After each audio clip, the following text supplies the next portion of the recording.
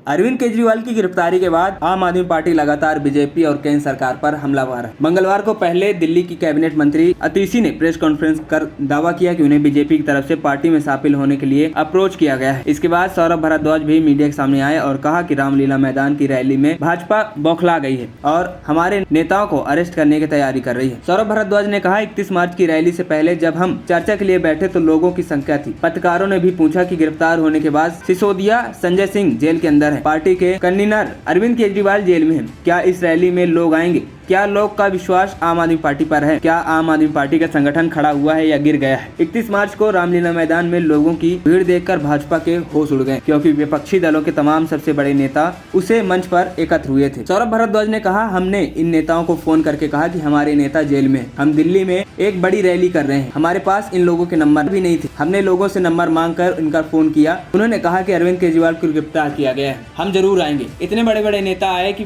भाजपा परेशान हो गया। भाजपा ने सब कुछ कर दिया और हमारे नेताओं को गिरफ्तार कर दिया, फिर भी पार्टी खड़ी है और अब जनता को पता चल गया कि पार्टी तो बहुत मजबूती से खड़ी हुई है। वहीं केंद्र सरकार पर हमला करते हुए सौरभ भारद्वाज ने कहा, दादागिरी तो हो गई और खुला गुंडागर्दी हो रही है। ये डरा धमकाकर और बाह मरोड़ के शासन चलाना चाह रहे हैं। यह बात मैं नहीं, हमारे सारे देश की जनता जानती है। अतिशी ने प्रेस वार्ता में आम आदमी पार्टी को सबको बताया कि किसी बहुत करीबी आदमी के साथ ऑफर दिया गया है कि अगर आम आदमी पार्टी छोड़ोगे तो बहुत बढ़िया कैरियर बना देंगे और अगर नहीं छोड़ोगे तो जेल जाओगे 1 महीने के अंदर। ये तो खुल्ला धमकी है। वहीं सौरभ भारद्वाज ने आगे कहा, हमने सोचा 4 दिन केजरीवाल की गिरफ्तारी के बाद पार्टी कैसे चलेगी। मनीष सिसोदिया और संजय सिंह दूसरी लीडरशिप बनकर आए तो उनको भी जेल में डाल दिया गया। राघव चड्ढा, अतिशी और सौरभ भारद्वाज की थर्ड लाइन ऑफ लीडरशिप सामने आई। थर्ड लीडरशिप को जेल डाल देंगे तो चौथी लीडरशिप सामने आई जाएगी। रामलीला मैदान से निकली पार्टी ने नेचुरल रूप से लीडरशिप सामने आई है। यह मजाक उड़ाते हुए और सुपारी जितनी पार्टी है। आज आम आदमी पार्टी भारतीय जनता पार्टी के सपने में आती है। आम आदमी पार्टी आज बीजेपी की दुश्मन नंबर 1 पार्टी है।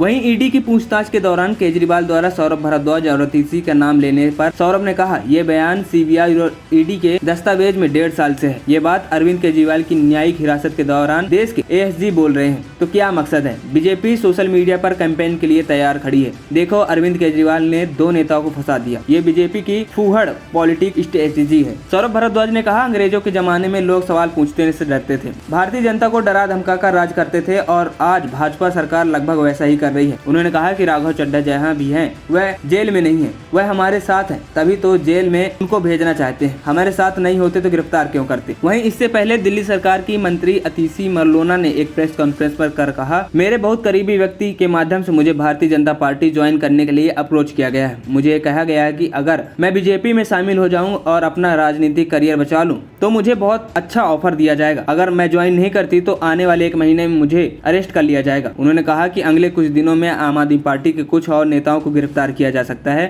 अतिशी ने कहा, प्रधानमंत्री और बीजेपी ने अपना मन बना लिया कि वे आम आदमी पार्टी और उनके नेताओं को कुचलना चाहते हैं और खत्म कर देना चाहते हैं। एएनपी टाइम्स की रिपोर्ट।